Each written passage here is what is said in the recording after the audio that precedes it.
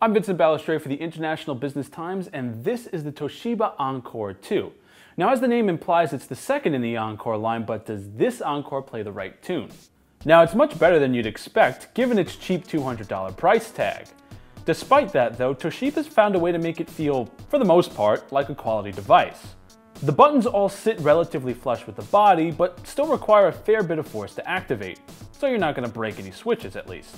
Although I'll doubt you'll break anything by dropping the Encore 2, since it's just about perfectly sized for one-handed anchoring, and the backing plate is nice and grippy. The screen is 8 inches with a 720p display.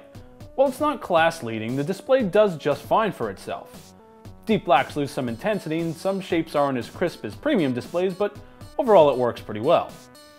The Encore is decently quick with an Intel Atom 1.33 GHz quad-core processor, but don't expect miracles. It's best suited to media consumption, especially when audio is involved. The speakers are actually much better than they have any right to be. This has to be the first tablet with back-facing speakers that I didn't have to pump to max volume just to hear everything clearly. That's especially nice considering, again, how cheap the Encore is.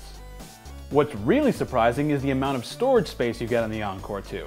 Most of the 8-inch tablets come with 8 or 16 gigs of internal space. The Encore 2 Standard comes with 32 gigs of space, and a microSD slot for additional storage. That's a huge deal if you download a lot of big apps and games. Well, it's not exactly a looker. The shape is fine, and I'm okay with the bezels too, but something about that color scheme says cheap.